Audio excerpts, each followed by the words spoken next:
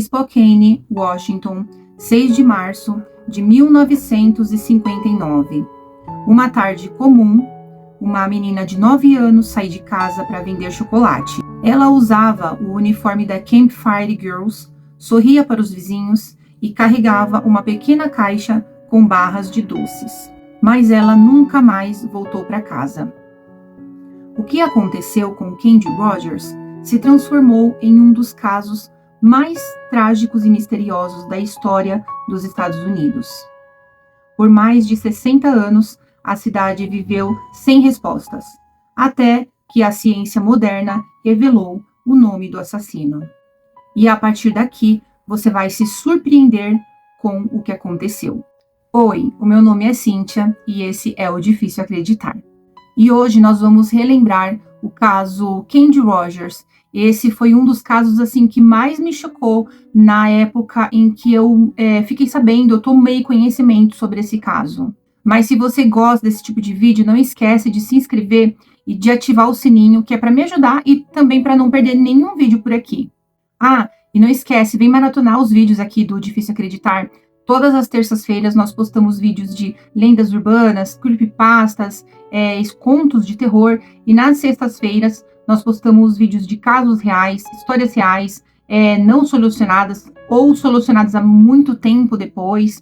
Tem muita história, vem maratonar. Agora sim, vamos para essa história.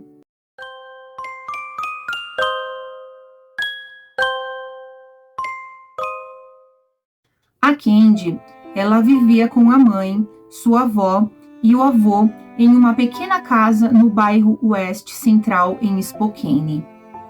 Seu pai, um policial militar, ele havia morrido em um acidente quando ela ainda era um bebê. Mesmo assim, a Candy era uma criança alegre, esperta e muito querida. Ela era membro das Campfire Girls, uma organização juvenil semelhante às escoteiras. Ela amava as atividades em grupo, os passeios e, principalmente, as vendas de chocolate que ajudavam a financiar os projetos de equipe. Naquela sexta-feira, ela saiu de casa por volta das 16 horas com sua caixa de doces e a missão de bater de porta em porta pelos arredores de sua casa. Quando o sol começou a se pôr, a Candy ela não voltou. A mãe dela ficou inquieta, mas tentou não entrar em pânico. Talvez a filha estivesse em alguma casa mais distante. Talvez tivesse perdido a noção do tempo. Mas o tempo passou e nada. A família saiu procurando pela vizinhança, chamando os vizinhos e depois, finalmente, a polícia. E o que começou com uma busca comum acabou se transformando em uma operação de emergência. Era como se a garotinha ela tivesse desaparecido no ar. No dia seguinte, as buscas então elas acabaram se intensificando. Soldados foram chamados, cães farejadores, helicópteros começaram a sobrevoar a região. Cerca de 1.200 pessoas acabaram participando da operação. Durante dias, florestas foram vasculhadas, lagos revistados, trilhas refaziam os possíveis passos da menina. Mas então aconteceu o impensável. Um dos helicópteros que ajudava nas buscas acabou caindo. 3 militares morreram na hora. 3 vidas, perdidas durante a tentativa de salvar uma criança. 13 dias depois do desaparecimento, 2 soldados do exército que ainda ajudavam nas buscas acabaram encontrando um objeto estranho entre as folhas. Era uma parte de roupa, um pedaço do uniforme da Campfire Girls. Logo, eles acabaram encontrando um corpo. E esse corpo era, sim, da Candy, que estava parcialmente despida, com as mãos amarradas atrás das costas e sinais claros de violência. Ela tinha sido estuprada e estrangulada com a própria blusa. O local era a poucos quilômetros de sua casa, mas havia sido escondido de maneira cruel. Nas décadas que se seguiram, a polícia acabou investigando dezenas de suspeitos. Um homem chegou a confessar, mas a história não se sustentou. Era uma confissão falsa, desesperada, de um delinquente mental. A tecnologia da época era limitada, sem câmeras, sem testes confiáveis de DNA e com poucas testemunhas. O caso de Candy Rogers foi arquivado, mas nunca foi esquecido.